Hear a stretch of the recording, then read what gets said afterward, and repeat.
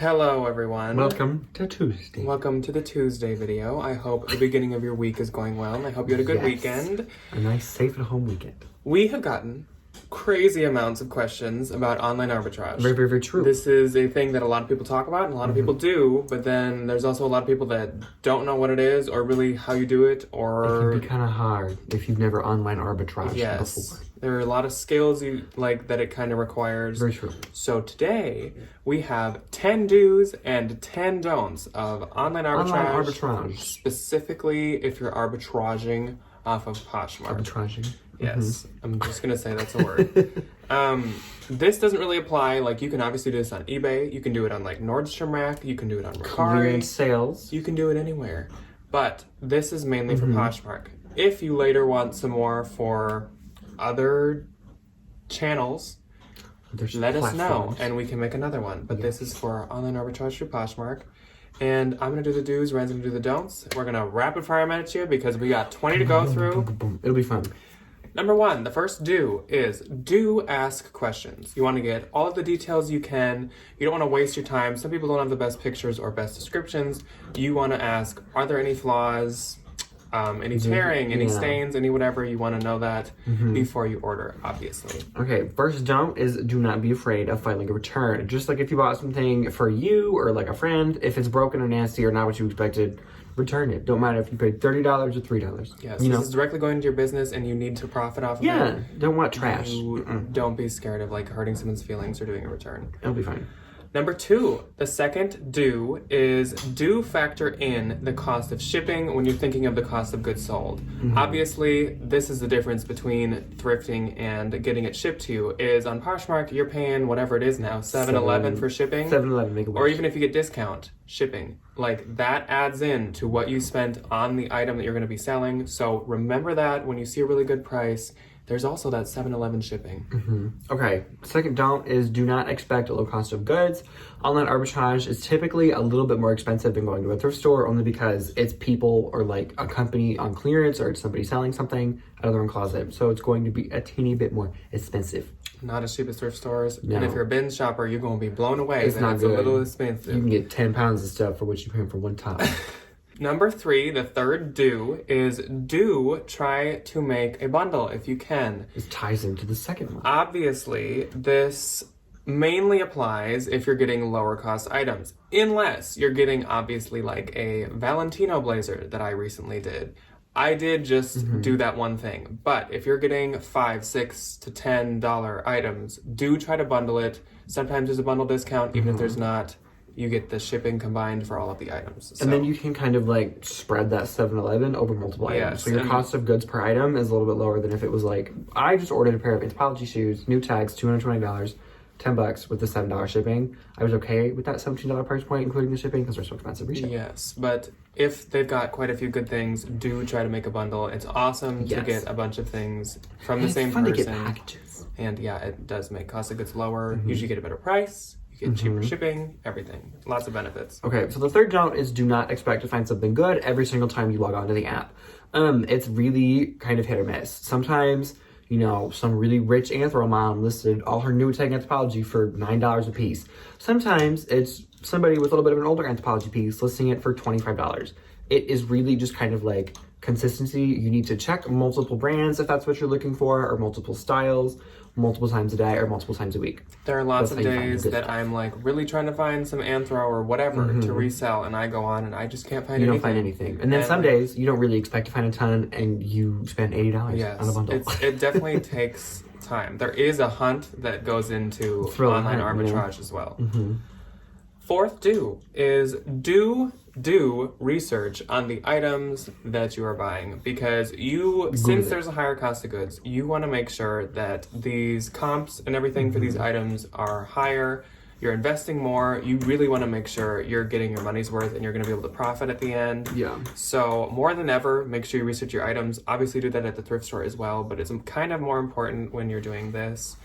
And it's good to have model pictures ready when your items arrive. Very true. You're ready to go. You can photograph and get them listed out of the door. Yes. Okay, so the fourth don't is don't buy solely on brand. If you find, going back to my Anthropologie example, if you find somebody selling a ton of Anthropologie for $3 and $5 a piece, but it's old, it's not cute. Don't buy it. You know, if you wouldn't buy it at a thrift store, why would you buy it online? I know some people, like in areas, they maybe can't find Anthro in some of these good brands as often, and so you think, oh, I can get an Anthro piece. Finally, I've always wanted to find an Anthro piece, and so you kind of get one that's not that great. But just remember, there's really hardly any brands where everything across the board is like you should be grabbing. So just because you're excited to find a specific brand or whatever, don't just like don't get hop your on hopes it. too high. Yes. No. Number 5, the 5th do is read the descriptions very, very carefully, and look at the comment section to see other questions that people have asked and other answers that there are. Yes. Again, you really want to know what you're getting because you are paying up. So you want to know if there's any flaws. Obviously, measurements don't really matter if you're selling it. Yeah. But people are probably asking if there's any flaws. If you're like looking at higher end things, people might ask for proof of authenticity, and they might kind of provide better Very true. like codes or whatever. Ask for more pictures. I don't know, but you want to know all the details, all the flaws that are listed in the description and in the comments. So be sure to read both of those things. Yes. Okay. The 5th, do not be turned off by bad pictures.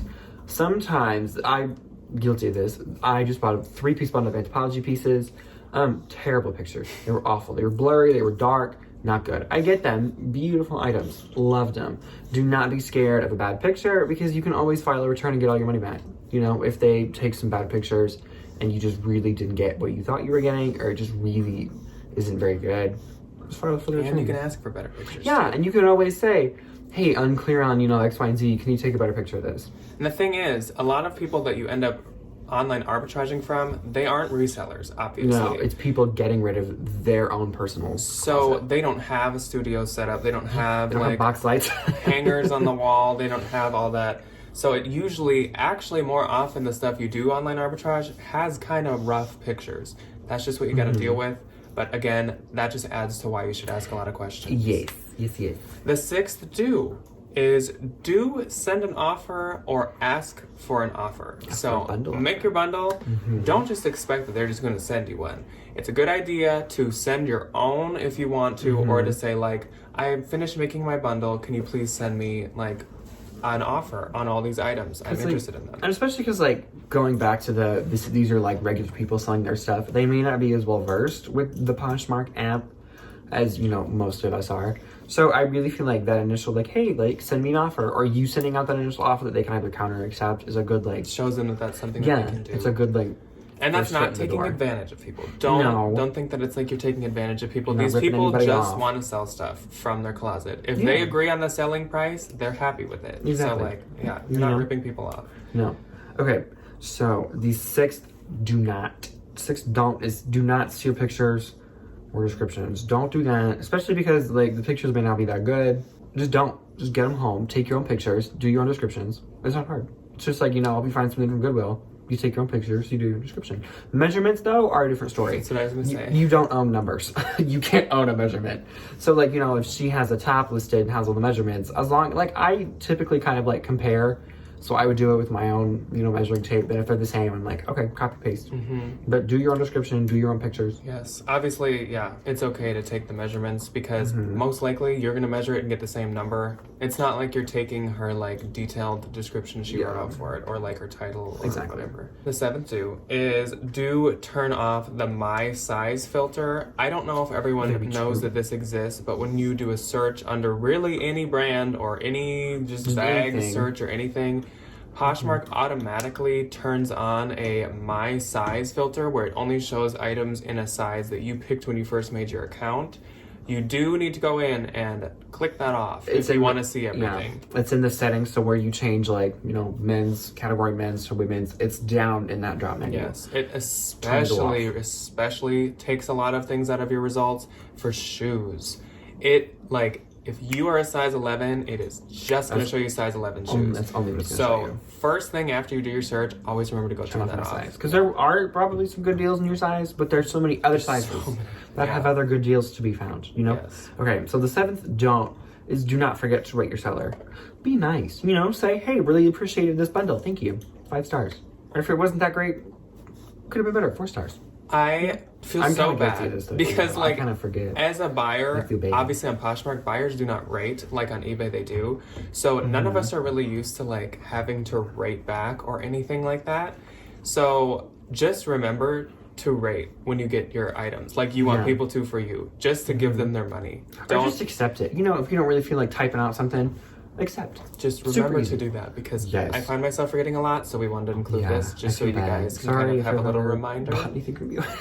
The 8th do is do follow people that you're finding these good deals from, because if you find good deals, the likelihood that they're going to list more stuff of the same style or brands at similar prices is pretty high.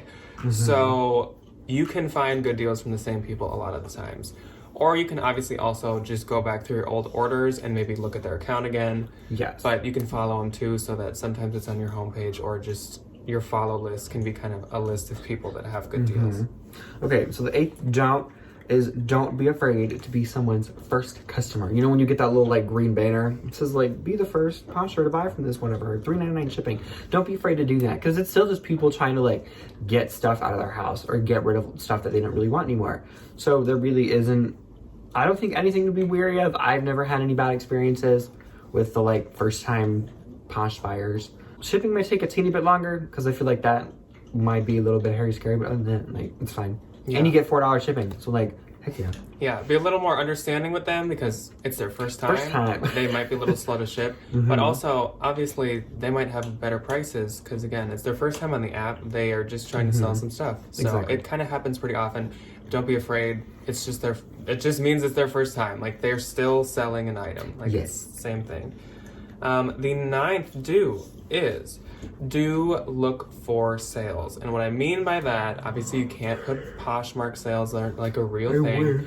But look for people who have like 3 for $20 or like 4 for $25 or whatever.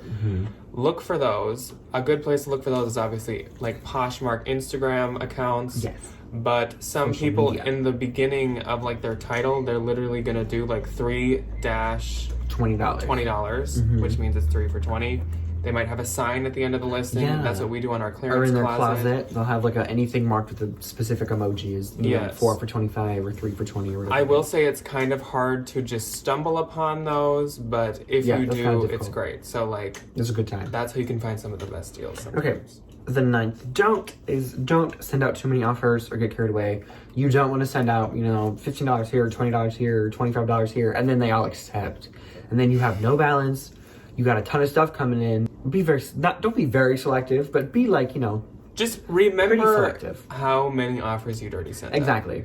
Like, you don't want to be in that situation where you like go to bed after you'd sent like 6 bundle offers out and then they all accepted and you wake up and you spent like $350. Not a good situation. Just be weary of how much you're sending out because it's easy to get carried away when you're finding all these good deals. You're like, oh, offer here, offer there, offer here. I made a bundle here, I made a bundle there. It's just like at the thrift store. You don't buy literally everything. You're selective. And the last do, the 10th do, is use the filters to your advantage. Poshmark has quite a lot of different filters you can use, whether it be how you sort it, whether it be size, whether it be brand, whatever.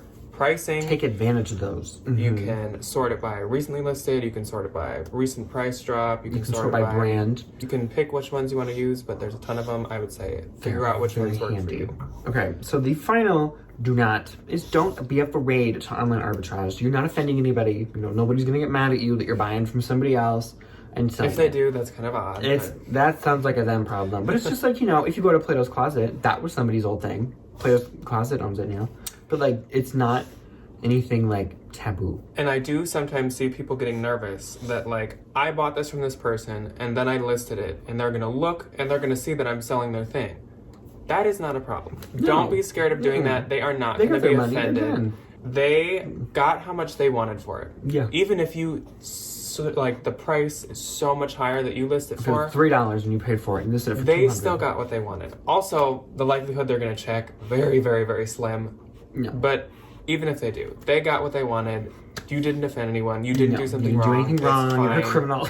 It's fine. Just alternative ways of gaining inventory. Yes. And helping out other people by helping their closets clear out. Yes. So, hopefully this was pretty helpful for you guys. Yes. I've seen so many questions about online arbitrage. I know it's kind of in today's climate. It's not something everyone does, but it's something everyone can do. Very true. From the comfort and safety of your living situation. Yes, especially now, yeah.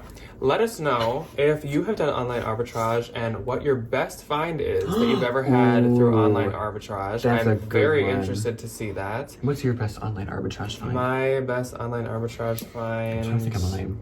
I don't know. I've done, like, if you ever see Louis or MCMs or, like, Prada or Valentino in my closet, that is all from online that's arbitrage. Pretty true.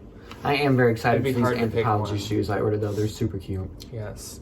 So, let us know what your best one was. And leave us any suggestions if you'd like to see more kind of online arbitrage topics or just any topic in general. And thank you for joining us. We will see you on Thursday. And if you made it this long, we also, tonight, if you're watching the premiere of this, will be with Blake. 9 p.m. Posh Boss Blake and Nick Central. NCI Resale at 9 p.m. Central Time. 7 p.m. Live on Blake's channel. Eastern Time? Is that how it... I don't know. 9 p.m. Central. Google whatever the time is. So join us there if you'd like to. Yeah, it'll be fun. See you Thursday. Bye. Bye.